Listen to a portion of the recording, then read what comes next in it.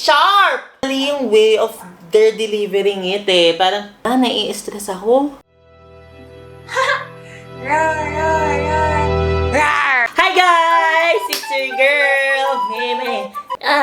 Alright. And I'm super happy po to be doing this again. You know what I'm saying? Vocal coaching the young talents. Actually, napansin ko po talaga na I am really needed right now. Para nakikita ko po sa music industry, there's no one doing it like me. You know what I'm saying? Ang dami rin nagbe-message sa akin, Mimi, kailangan ka na namin right now kasi the music industry is dying. Sabi nilang ganun. Tapos sabi ko naman, nag-reply pa ako, don't die.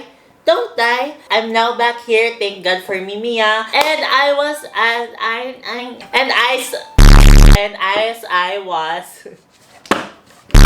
And ayun po, habang nag-scroll ako sa YouTube, may nakita po akong video. What's the title of this video, dear? Dear Ophelia! Wait lang, teka! The title po ng video is Regine and Morissette's heart-trending performance of Gusto Ko Nang Bumitaw. Opo, actually, I'm not really quite familiar with the names that I've told it.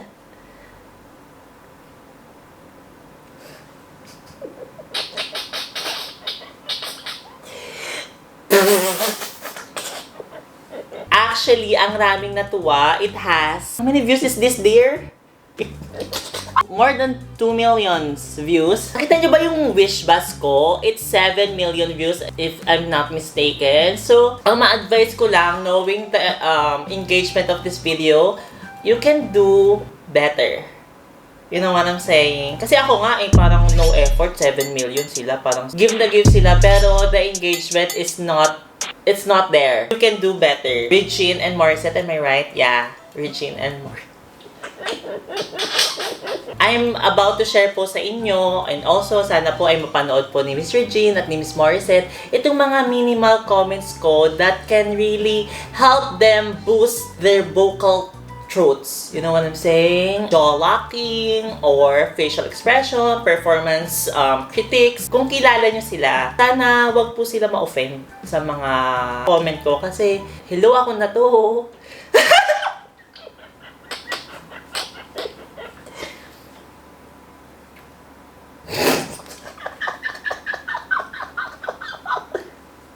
Diba? Like, world-class talent, tapos nagbibigay pa ng advice for free. So, sana ay maging bukas po ang inyong mga isip sa aking mga sasabing advices po. Let's get it! You can water, bitch! Okay, so let's start.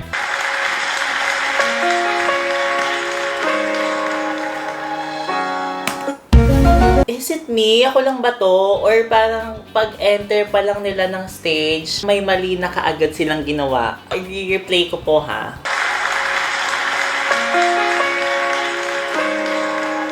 Nagtatawanan silang dalawa. Nakita nyo, nagtawanan sila. And guys, pag nagpe-perform tayo, we should be serious. Kasi at the end of the day, singing is an art and should be respected. Kasi ang raming mga legends died para lang maipasa the artistry behind the singing. So sana hindi siya ginagawang katatawanan. Especially si Miss Morissette, humihik-hik pa parang gumagano ng kanyang mga balikat. You should show respect. So parang dapat ang ginawa nila is something like this. Nakita niyo yung hand gesture ko? R means respect. So, binibigyan mo ng respeto ang pagkanta. Next time ha, let's normalize not being laughable.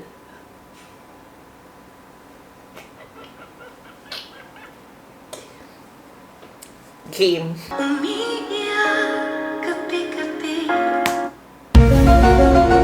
Ay, mukhang mahaba-haba tong ating video na ito. Kasi tira mo guys, sa simula pa lang, ang dami kong na napapansin na kailangan ng improvement. Sabi nga, umiiyak gabi-gabi, pero hindi siya umiiyak. I don't see no tears in those eyes, Miss Regine. Hindi ba, alam niyo yung mga iconic song, hindi na nila dapat sinasabi, nalalaman na kaagad yung lyrics. It really hurts. Tama! O diba? Yung audience natin, ang rami kasi dito audience, nag-guests talaga nila kaagad. Without even me singing. It's what you call Jurassic Park. Jurassic Park.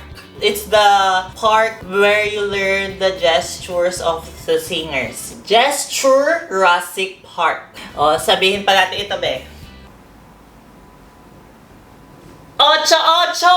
Tama, o diba? Miss Regine, I'm not singing but the audience is connected to me. Let's say na, umiiyak, gabi-gabi.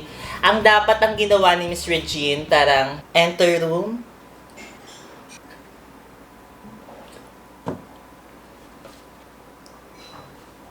Tama, umiiyak gabi-gabi. Diba? Doon mo makikita na kumukonek ka sa mga audience kapag nalalaman nila yung kinakanta mo without you singing it. You know what I'm saying? Kakaroon ng connection with the audience kasi napapaisip sila, oh my God!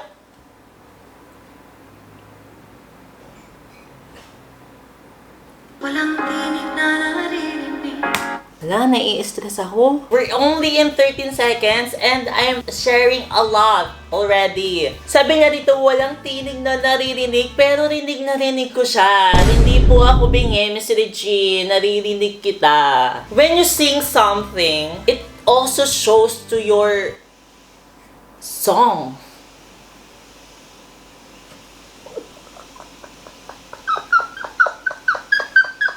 Nagba-vacuum! Ba't naman nagba-vacuum? Nagba-vacuum! Nagba-vacuum sila!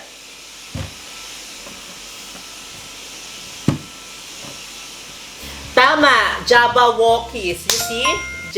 Jurassic Park. The song should be like,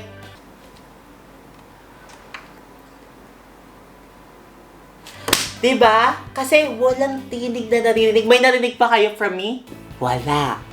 Wala kayong narinig galing sa akin. Okay? Nakikipaglaban sa tindahan ng talunan. Hindi siya nakipaglaban. Cause kung nakipaglaban ka, dapat kasama mo sila Lapu-Lapu. Am I right? Cause nakipaglaban sila Lapu-Lapu para makipaglaban tayo sa mga Espanyol. Sana nakipaglaban kami si Regine. Pinakita mo na kung gaano tayo kalakas, kung gaano tayo maka-Pilipino, makabansa. So parang sana nakipaglaban sa SS. Miss Regine, nag-SS siya kasi gano'n ang SS ni Lapu-Lapu sa ME.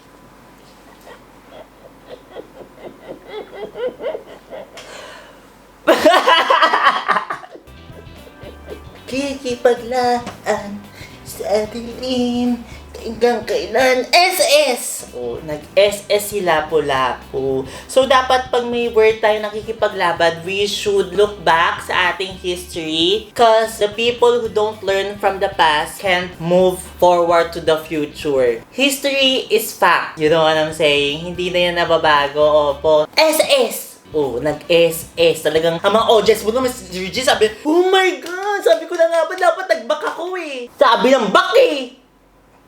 Gaganon yung mga audience, Miss Regine, para sila naglalaro ng ML. Kung ika'y sa'kin pa, pero hindi na pala. Oh my God, ba't siya gumaganon? Pero hindi na pala. Alam niyo ba ibig sabihin nilang ganito? Kimi! Kimi lang! Dino-joke niya talaga yung singing. Miss Regine, please. Take naman this seriously, guys. Kasi singing talaga is an art and hindi siya dapat parang kinikimi mo lang. Wala na nga ba talaga? Tama pala ang ginawa ni Miss Regine. Kasi pag pumikit ka, wala na nga ba talaga? Wala ka kasi talaga makikita, Miss Regine. Perfect!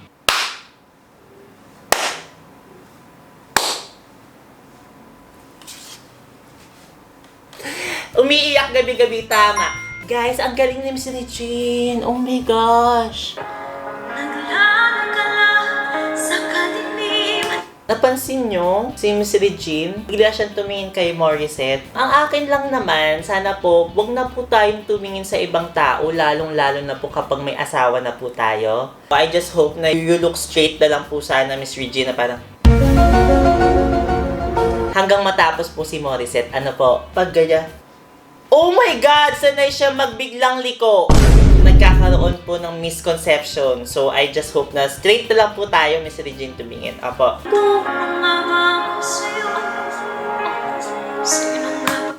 Nakita. Shucks. Sorry guys, bigla lang ako. This is the, how can I say this?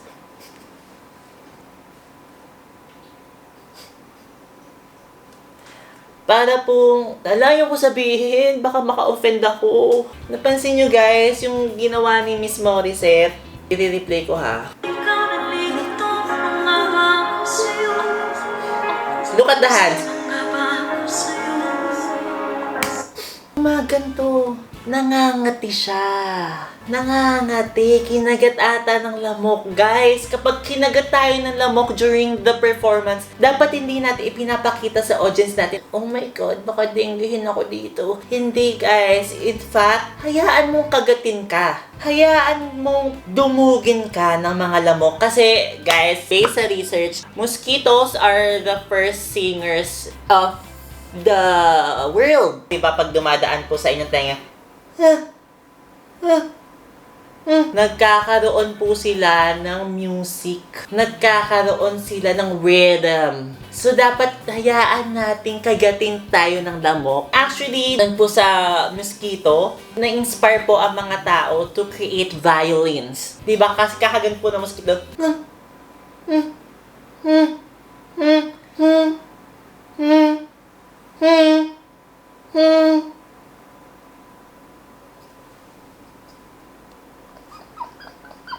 So, Miss Morissette, next time, put your arms na lang po siguro like this. Sino nga ba ako sa'yo? Para hindi na po natin nagkakaroon ng tendency na magkamot po tayo. Ano po?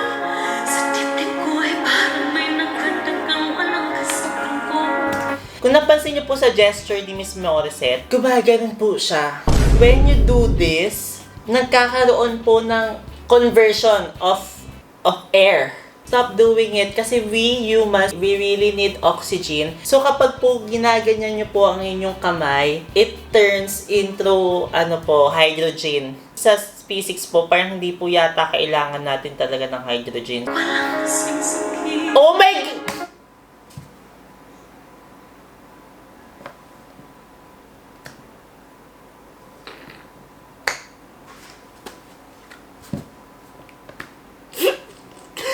Tutay siyang nangati.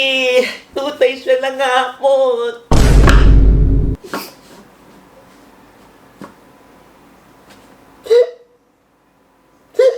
This is so unforgivable. Sana makita po ito ni Miss Morissette, no? Tingnan mo, nakakahawa siya. Nangangati na din ako. Next time, please, be conscious naman sa mga movement ng mga, fingers. Gusto ko nang bumitaw, ngunit ayaw pa puso. Ang ganda ng duel nila. Kasi nagdo-duel sila into singing it very well. Pero kung mapapansin mo, dapat hindi mo ini-invalidate yung nararamdaman ba ng iyong kaduet. Gusto ko nang bumitaw, Ngunit ayaw pa ng puso. Diba, in-invalidate niya yung nararamdaman ni Miss Regine. Kasi parang gusto na nga niya bumitaw, tapos sinasabihan mo siya, ngunit ayaw pa ng puso. Gusto ko nang bumitaw. Bessie, wag kang bumitaw. Kaya mo yan, Bessie. You push her up so she can move the mountains. Gusto ko nang bumitaw. may pag-asa pa siguro. Ayan, don't look down. Kasi ang tinitingnan mo dyan, Miss Morissette, yung kati mo. Tinitingnan mo kung na may namuong marka, yung kinagat ng lamok. Dapat backstage mo yung ginagawa, Miss Morissette, yung pagtingin mo na may bump na ba yung kagat ng lamok, girl? So, nang bumitaw ng friend mo, hindi ka tumitingin sa kanya, inuuna mo pa yung kagat ng lamok mo. Be sensitive naman, Miss Morissette. Hilig sa'yo, matama pumil, sa'yo, yung way of they're delivering it eh. Parang Tignan mo, sino nga ba, ako ba o ikaw? In this type of words na maraming consonants, dapat hindi na natin siya sinasama when we sing it. Irrelevant naman yung consonants, to be honest. I think the vowels talaga yung nagdadala ng performance. Nga ba, ako ba o ikaw? When we remove the consonants, narinig nyo guys kung gaano naging mas flawless, mas naging easy to understand to the audience. Para lang ba hindi na tayo masyadong hirap? Kasi napapansin ko parang hirap na po kayo, Miss Regine and Miss Morissette. Next time, don't include the consonants, just include the vowels. It makes sense. Gusto ko na bumitaw.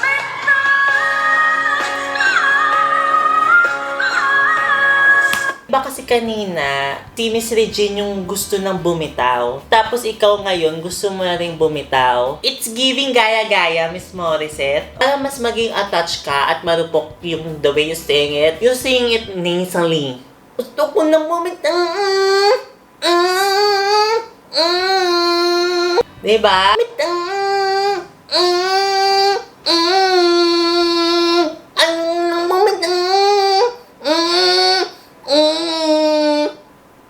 Nilunok yung plema. Continue. Lulunukin mo talaga siya para next time ay gumaling ka na lalo.